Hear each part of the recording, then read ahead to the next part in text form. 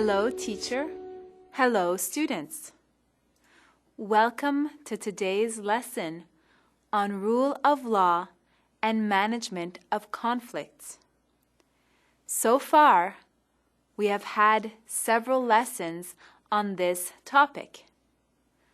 We have learned about procedural justice, alternative means of conflict management, and criteria for evaluating rules and laws.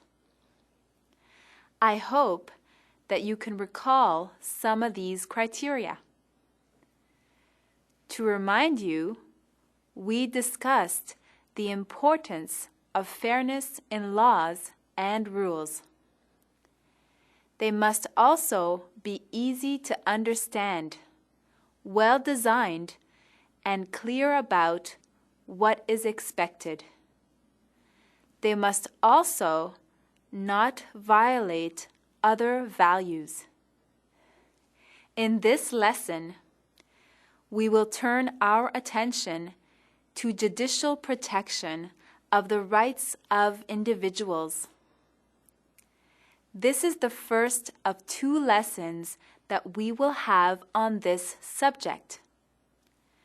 Today, we will focus on 3 things: due process of law, habeas corpus, and presumption of innocence.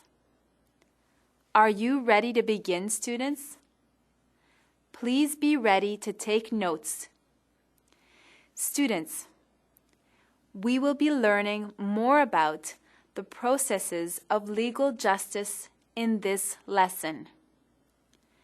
I think it would be helpful if we review our understanding of the definition of rules and laws first.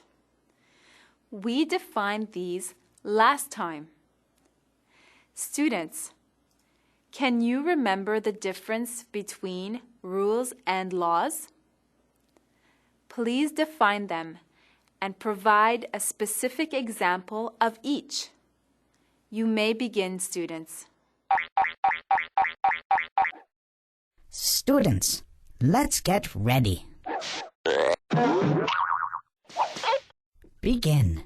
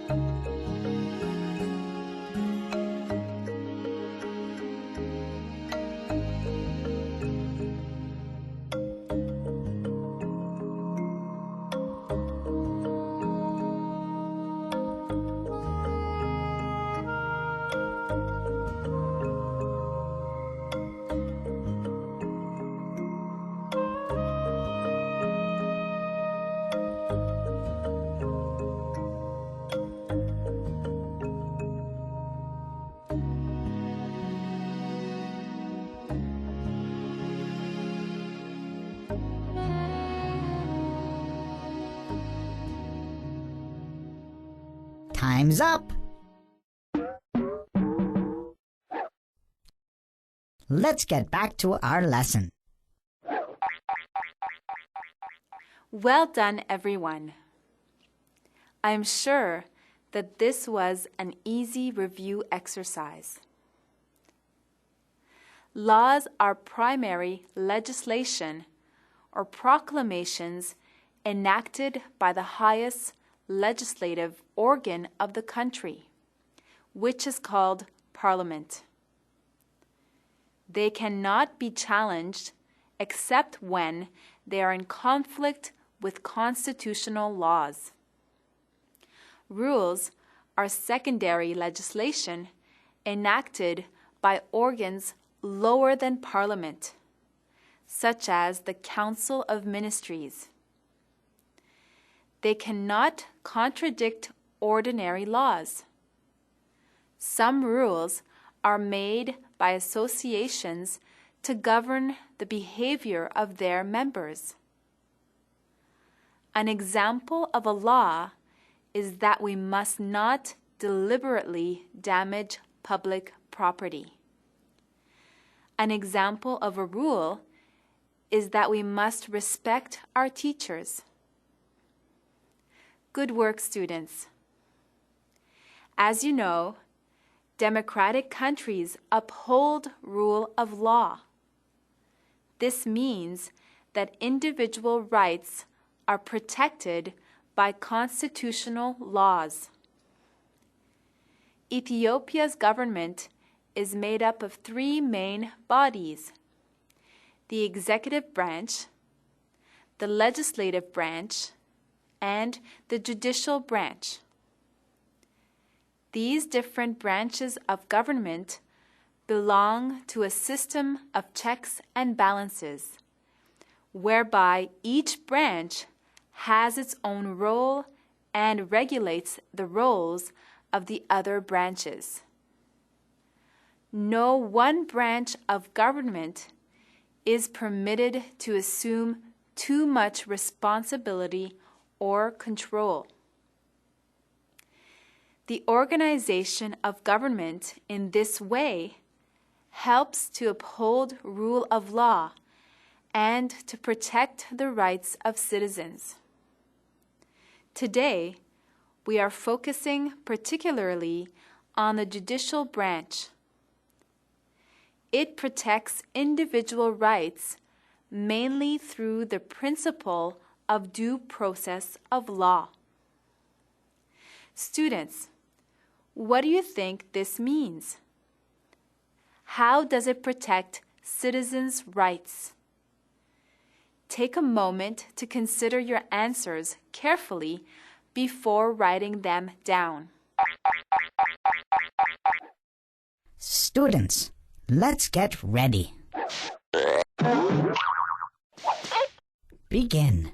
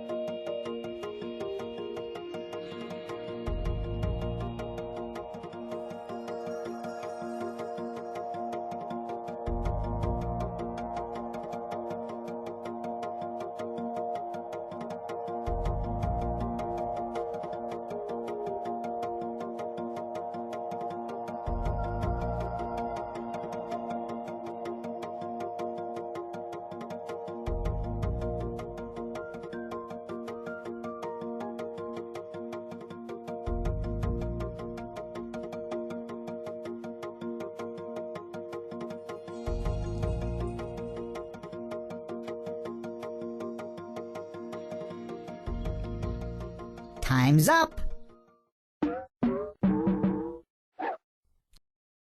Let's get back to our lesson. Welcome back. Due process of law means that legal proceedings are conducted according to established rules and principles for the protection and enforcement of private rights. These include the right to be given notice and the right to a fair hearing before a tribunal. According to due process of law, the accused person must at all times be given a proper opportunity to answer the charges against him or her. He or she must also be able to challenge evidence and cross-examine witnesses. Due process of law, in other words, is a system of fairness. It allows the accused person to know what the charges are and to respond to them. Due process of law has several basic elements. The first one that we will discuss is habeas corpus. Habeas corpus is Latin, and it means you have the body. It is a legal action that protects individuals from unlawful detention. This remedy can be sought by the prisoner or by another person who comes to the prisoner's aid. Habeas corpus allows a prisoner or another party to appeal to the courts for release or for trial within the legally prescribed period of time. The FDRE Constitution provides that all persons have the right to petition the court for their release when the police officer who arrested them has failed to bring them before the court within 48 hours and to have provided reasons for their arrest. Another element of due process of law is the presumption of innocence. Students, what do you think this means? And why is it so important? Students, let's get ready. Begin.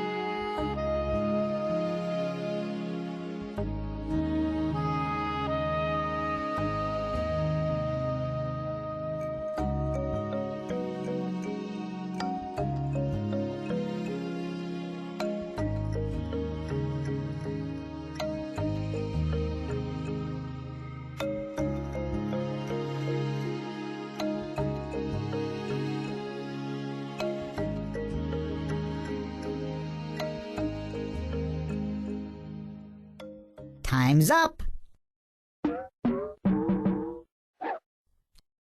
Let's get back to our lesson. Hello again. Presumption of innocence means that an accused person has the right to be presumed innocent until a final decision is reached by the court. This is important because it prevents public authorities from judging or directing the outcome of the trial according to bias or prejudice. The legal system must be allowed to find the accused innocent or guilty according to a fair and objective process. Students, this has been an important lesson directed at assisting you to understand the processes of the judiciary. You now know that the judiciary protects the individual rights of citizens through due process of law. Habeas corpus and presumption of innocence are written into the FDRE Constitution to uphold rule of law. In our next lesson, we will learn about some more elements of due process of law. Until then, thank you, teacher. Thank you, students.